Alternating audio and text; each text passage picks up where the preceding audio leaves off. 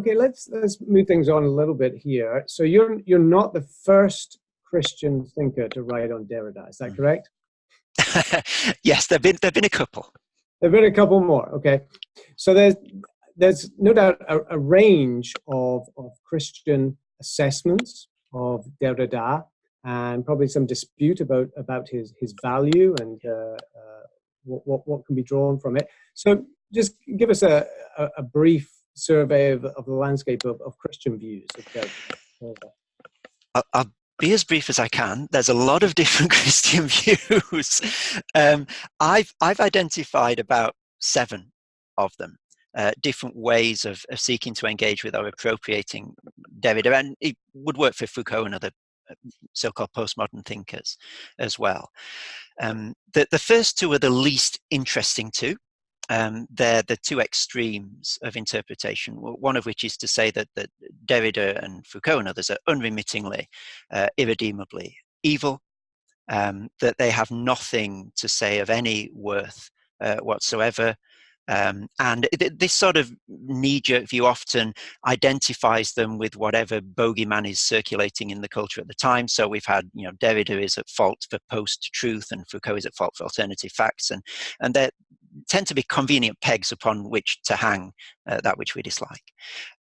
At the other end of the spectrum, there are interpreters who think that these writers are the future of the church. That this is what Christian thought, Christian theology needs to become and take on board in order to progress into the 21st century. So Karl Raschke, for example, has this book entitled The Next Reformation, and he thinks that in order to be true to its Reformation heritage, Christianity needs to enfold and remake itself in the image of these thinkers in order to continue to be the Christianity that it is. Or from a non-Christian point of view, Slavoj Žižek has a book, the subtitle of which, Why the Christian Legacy is Worth Fighting For.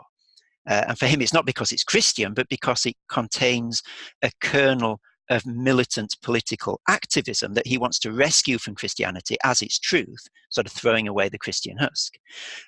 So those, if you like, mark the 2 extreme points of the way in which people have engaged with these ideas. On that spectrum, you've got positions such as the idea that these thinkers are cast in the role of Christian prophets. And this is Merelt Westphal's line in the previous generation of thinkers, Marx, Freud, and Nietzsche. He sees them as having a prophetic role, drawing the attention of Christians to things that we may have neglected or become blind to in our own tradition. And he sees a line of continuity between the Old Testament prophets, Jesus's critique of religion, and the critique of religion that you find in Marx and Freud and Nietzsche. You also get sort of variations of this, for example, Bruce Benson's Graven Ideologies, how Derrida, Marion and others can help us to see the ideologies and idolatries to which Christians and others are prone. There's also a way of engaging with these thinkers as preparatio evangelica, that they clear the ground and make straight paths for the gospel message. They follow through the consequences of what it means to be in a world without God, such that the Christian apologists can then come in and say, well, if that's what you're left with, if you don't have God, let me show you what God can bring and the way that the world can look a lot more attractive with God in the picture. And there are 2 modes of this. You can either do this negatively as a sort of cautionary tale, look how bad the world is without God and therefore look why you need him, or you can do it in a much more positive way. So see how these thinkers struggle to arrive at the ethical principles they know they need to get to. See how hard it is to live in the world without God, and therefore see what belief in God can bring to those issues that are not there. Another way of, I suppose, a mode of non-engagement with these thinkers is simply to say that, look, they have nothing to do with the gospel and with Christian theology whatsoever. They're operating in 2 parallel universes, almost. It's something akin to a nature-grace dichotomy. Derrida and Foucault tell us about this world, fair enough, but then Christian theology tells us about ultimate reality of the world to come. And you see bits of this coming through in thinkers such as Jacques Ellul in his Presence of the Kingdom, the idea that there's a big divide between these two realms. Another way, I've only got two to go, don't worry, another way of keep thinking going. of these thinkers is seeing them as Christian heretics. So essentially they're taking what are fundamentally Christian theological ideas and they're twisting them and misrepresenting them. So you often get the language of this thinker is producing a secular version of salvation.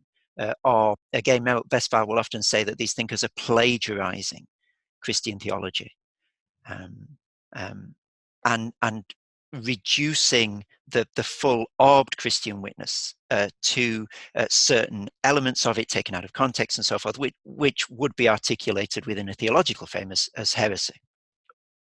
And finally, the last way, important way that I think Christian thinkers have engaged with Foucault, Derrida, and others, is to see them, to read them against themselves as symptoms of that which they reject. So Foucault and Derrida will reject sort of foundationalist, universalist modernism, and writers such as John Milbank and David Bentley Hart, an important part of what they say will be, well, these writers are actually part of that modernism that they are trying to reject because they are symptoms of it. They're reacting against it in ways that play to its categories, even as they try to disrupt those categories.